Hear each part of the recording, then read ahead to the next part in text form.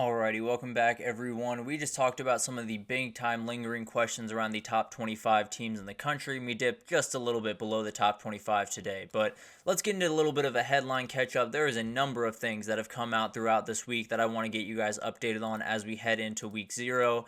And it starts with Kirk Ferentz. He had a suspension for week 1 that kind of came out of nowhere, honestly. Was a little bit surprised when this came across my Twitter feed, but he is going to be suspended for the first game against Illinois State for breaking rules about contacting a player before he entered in the transfer portal.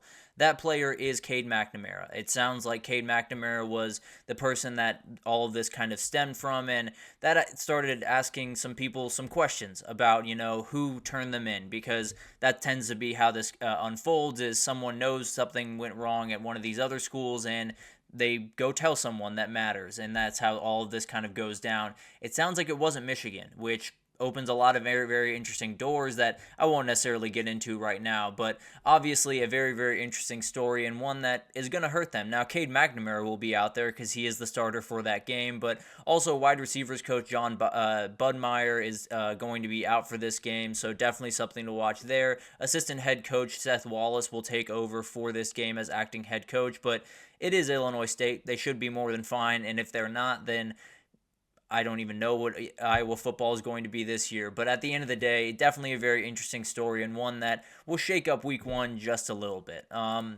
Moving on to maybe the biggest news of the entire weekend or entire week, Courtney Morgan, the GM over at Alabama, got a huge raise. He's going to make an average of $825,000 annually over the next 3 years, a landmark deal, the highest paid personnel guy in the country by a margin. I can promise you that. And it's going to start a landslide. I can promise you that. When you talk about guys like Brandon Harris over at Texas, Aaron Joe at Georgia Tech, a number of other GMs and player personnel people all across the country, they're jumping for joy right now. And it sounds like Courtney Morgan actually turned down about $1 million a year from USC to stick with Kalen DeBoer and go to Alabama. So very, very interesting. Now, 825,000 goes a little bit further in Alabama than $1 million does in California, so that might have played a part in this. But at the end of the day, a huge contract for him. One of those guys that you might not know his name, but he is integral to what Kalen DeBoer has done over the last little bit and what Alabama is going to do over the next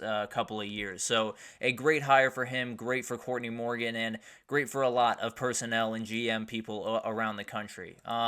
But moving forward to Pete Carroll, it sounds like Pete Carroll is going to make his way back to USC, but not as a football coach. He is going to be a teacher at USC for the next little bit. It sounds like they don't really know what the class is going to be about. Frankly, it could be about anything. I would just go into a room and hear him talk for 2 hours, so not necessarily, I don't know if the students necessarily care what this subject matter is, but it sounds like Pete Carroll is very excited for this opportunity. Sounds like he wanted to go back to what he considers home in a lot of different ways, and I can't imagine Lincoln Riley is too upset about having Pete Carroll in that building. So it's going to be very interesting to watch this unfold. His class does start in spring, but maybe he's around campus just a little bit during this run for USC this upcoming year. So if I walked into a room and I saw Professor, National Champion, Super Bowl champion Pete Carroll, I would be very attentive at the very least. So whatever he does teach, I'm sure those kids will learn plenty from that.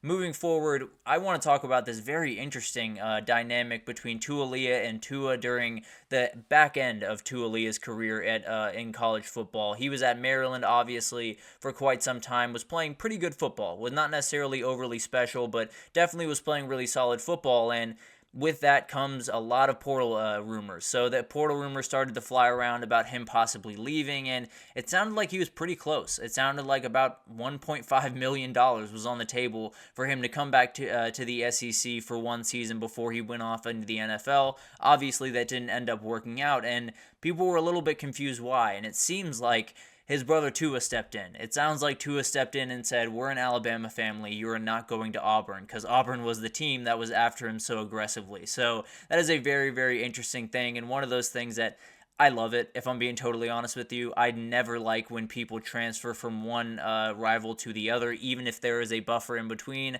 That's always something that's kind of rubbed me the wrong way. So kind of love this energy from Tua. At the end of the day, though, this probably would have been the better situation for Tualia. He probably would have gotten a little bit better of a look at the NFL, probably would have gotten to play on national television a little bit more. So maybe it would have been better for Tualia's career, but at the end of the day, I love that the hatred still flows through Tua's veins. So very, very interesting story. Kind of a funny one at the end of the day, and definitely one that is very, very interesting more than anything else. But moving on to Miami of Ohio's head coach, Chuck Martin.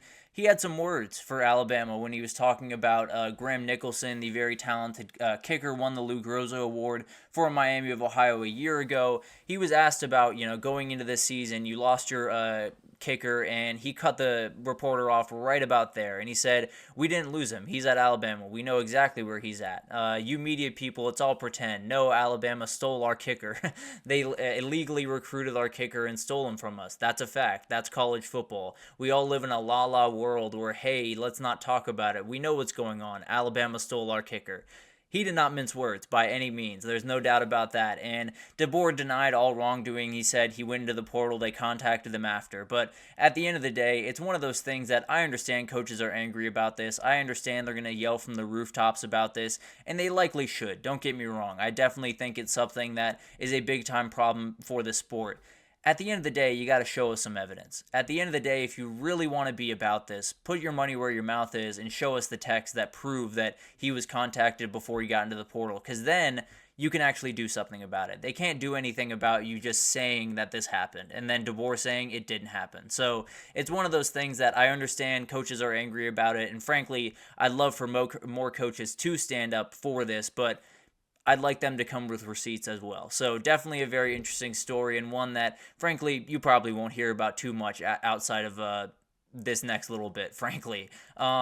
Moving on to Colorado, I want to talk about a very interesting story that came out yesterday. An ex-Colorado staffer apparently went over to Saudi Arabia to try to get some NIL money, which is a very interesting prospect. It sounds like no one in the program was involved in this. It sounds like he acted on his own accord and obviously is no longer an employee at the university. So it could have been that he went over there, he came back, and they said, "What were you doing?" and immediately fired him. So definitely not necessarily talking bad about Colorado in any means here, but this is outright insane. Plain and simple. I understand people need money. I understand there's bills on the table that have to be paid.